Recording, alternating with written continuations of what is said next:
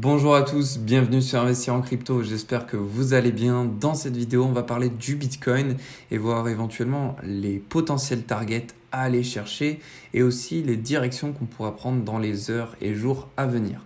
Pour ceux qui ne me connaissent pas, moi c'est Rémi, ici on apprend à investir dans les crypto-monnaies et devenir rentable sur ce marché. Vous voyez, on va commencer par la première partie avec le long short ratio. Aujourd'hui, on voit qu'on est à 60% des positions longues.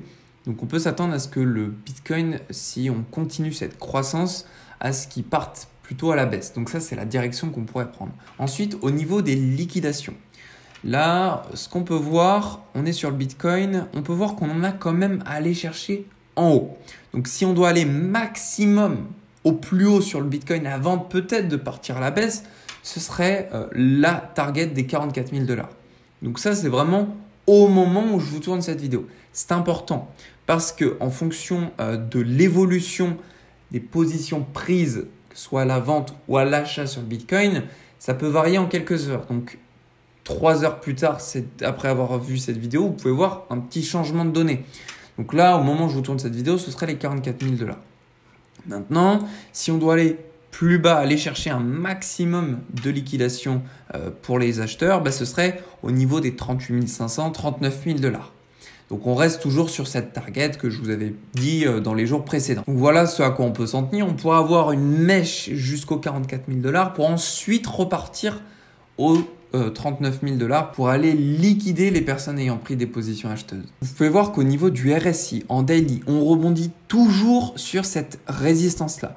Il y a bien un moment où il va falloir qu'on casse soit la résistance, soit le support.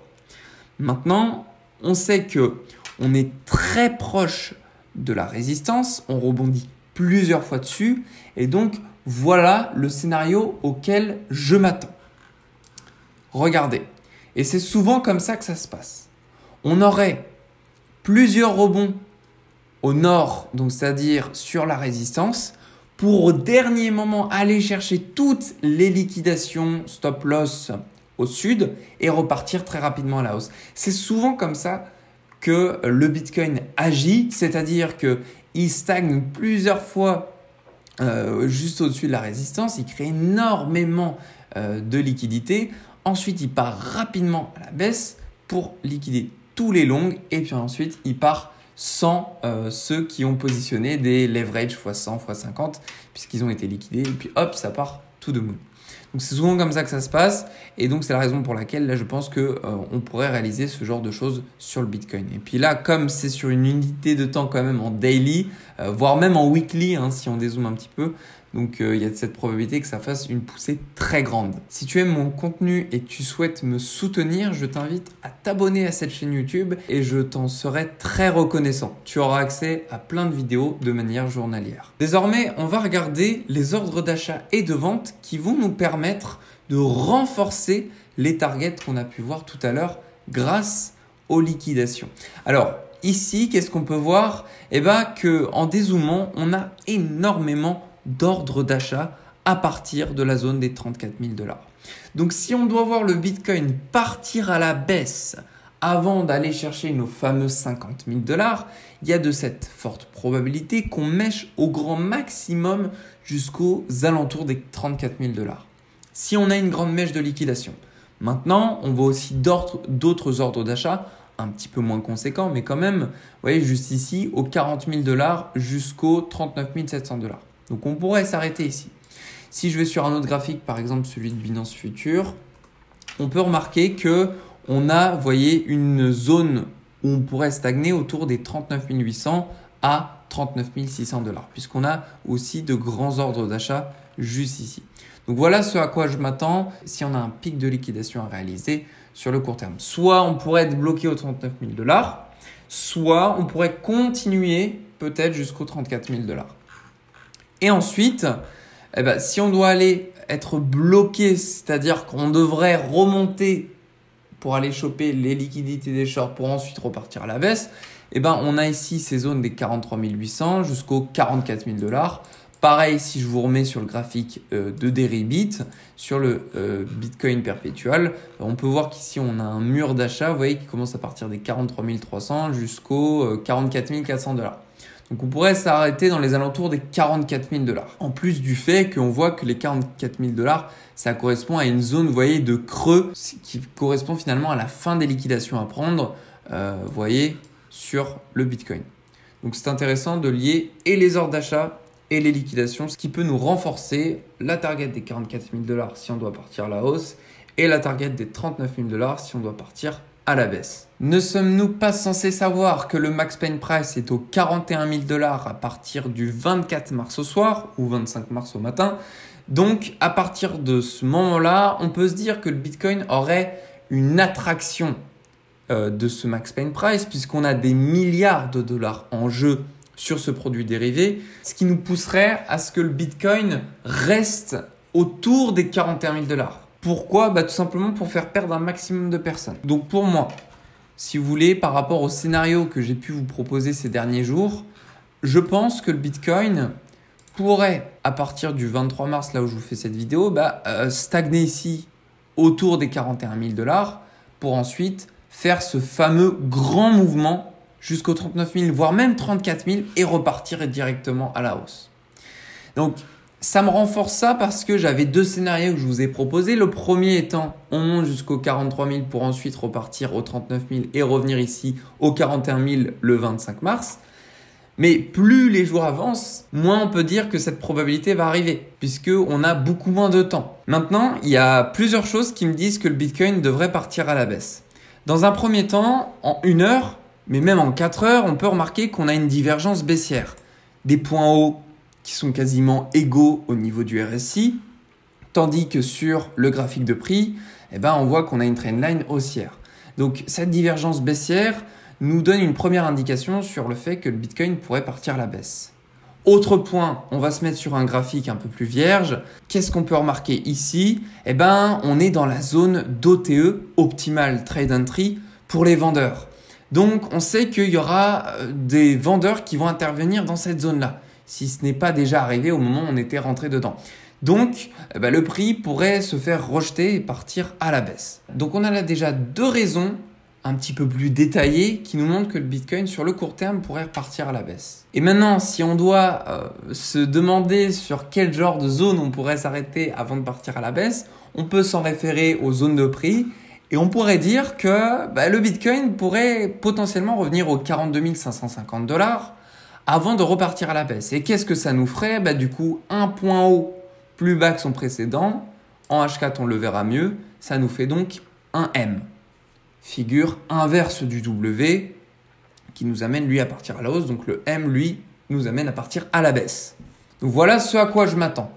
Maintenant, on sait aussi que sur le S&P 500, malgré qu'en daily, nous ayons eu une bougie de pendu qui nous annonce normalement une rupture haussière ou baissière, là dans ce cas-là, c'était une rupture haussière, on ne l'a pas vécu. On a continué à partir à la hausse. Donc quand je vois ce genre de choses très bullish sur le S&P 500, il y a cette probabilité que sur le Bitcoin, on ne respecte peut-être pas les zones de prix que je vous ai dessinées. Donc, pour moi, je vous le dis, on pourrait s'arrêter aux 42 550 $ si on doit être super précis, sachant que ces zones de prix-là sont extrêmement respectées. Maintenant, rien ne nous empêche de réaliser cet autre scénario où j'y attribue beaucoup moins d'importance aujourd'hui, plus le temps avance. Cet autre scénario que je vais vous remontrer, du coup, ce serait de monter ici jusqu'aux 44 000 pour redescendre jusqu'aux 39 000. Allez, je vous passe rapidement les altcoins. Regardez, il y a énormément d'altcoins qui pump de plus en plus, de jour en jour. Et on a des fois l'impression de louper le train. Quand on voit que Elrond est passé de 150 $ à 190 $, on a loupé quelques pourcentages. Après, est-ce que c'est grave en soi? Non. Est-ce que ça peut continuer d'augmenter? Oui. Est-ce qu'on a moins de chances de prendre des profits au moment où on rentrera sur Elrond aujourd'hui? Aussi. Mais ça n'empêche qu'il y a d'autres cryptos, si on les trie, vous voyez, dans l'autre sens, qui n'ont pas forcément performé. D'ailleurs, on peut voir Ecomi, grosse catastrophe là. ait commis 0,0027 $. Je m'en rappelle de cette target de prix quand c'était l'été dernier. On se pose des questions. Après, il y a d'autres cryptos qui sont très intéressantes si on peut utiliser des effets de levier. Donc je vais y venir d'ailleurs puisque on a l'ETC qui nous a fait des performances génialissimes. On a le Mina qui a continué, le LRC qui nous fait des folies, le Bitcoin Gold, enfin. Il y a beaucoup de cryptos qui surperforment. Qu'est-ce qui fait que ces altcoins surperforment le marché? La raison, je vais vous la donner de suite. Au niveau du Bitcoin, on a une descente continuelle depuis qu'on a rebondi sur cette fameuse résistance de notre triangle sur la Bitcoin dominance. Donc, pour moi, c'est bon signe. Il n'y a plus qu'à ce qu'on rejoigne les 39%, la zone de support. Et à ce moment-là, il y a deux solutions. Soit l'argent, elle revient dans les stablecoins, soit elle va dans les altcoins. Mais quand on voit que l'USDT dominance, elle, est en train également de s'effondrer, de partir à la baisse, si on n'a plus dans les stablecoins ni dans le Bitcoin, eh ben, vous comprenez du coup que l'argent va dans les altcoins. C'est la raison pour laquelle on a beaucoup de cryptos en ce moment qui font des plus 20, plus 40% en une semaine à peine. On a le GLD qui nous fait de belles performances, le ZEC, le AVE, le Waves qui nous a fait de belles performances. Et donc pour repérer ces opportunités, moi ce que je fais, c'est que je regarde chaque jour toutes les cryptos rankées de 0 à 100 plus ou moins sur CoinMarketCap. Je prends en réalité toutes les cryptos qui sont en perpétuel sur Binance et autres. Et je regarde les opportunités qu'on a. Donc tout ce que vous voyez en flag vert, ça c'est des cryptos auxquels je suis en train d'attendre, voir les potentielles structures qui sont en train de se dessiner. Et toutes les cryptos en bleu, c'est des cryptos sur lesquels on peut foncer, sur lesquels j'ai pas encore pris des achats, mais bientôt je vais le faire. Tout ça, je vous le partage en fait dans les signaux crypto sur le club. Donc c'est réservé aux personnes qui sont abonnées au club et je vous mets les points d'entrée, les stop loss. Alors perso, j'en mets pas des stop loss puisque j'utilise des effets de levier x10. Mais pour ceux qui investissent avec des effets de levier moindres ou en mode spot, un stop loss peut être utile. Donc c'est pour ça que je le mets. Tous ces signaux que je vous partage, ce sont des investissements que je réalise. C'est-à-dire que par exemple, le Yost USDT, quand je vous l'ai partagé, il était au 0,0254 $.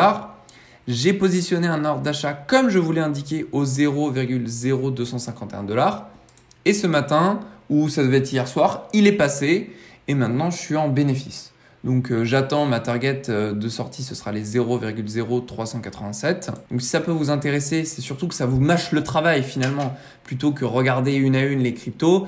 Moi, ça me prend à peu près 45 minutes par jour. Vous avez à la fin de la journée le récapitulatif en 1 minute. Donc si ça peut vous aider à faire le tri dans les opportunités à prendre, vous pouvez nous rejoindre dans le club. Vous avez les modalités dans la section rejoindre le club. C'est sur le Discord. Donc voilà, en tout cas, j'espère que cette vidéo vous aura apporté un maximum de valeur. Vous avez aussi des liens d'affiliation qui sont juste en dessous de la vidéo si vous avez envie de vous inscrire sur les plateformes Bybit, Crypto.com, Swissborg, Trade Republic. Vous avez un bonus jusqu'à 200 €. Et puis, vous avez aussi TradingView, la plateforme que j'utilise pour faire mes analyses techniques.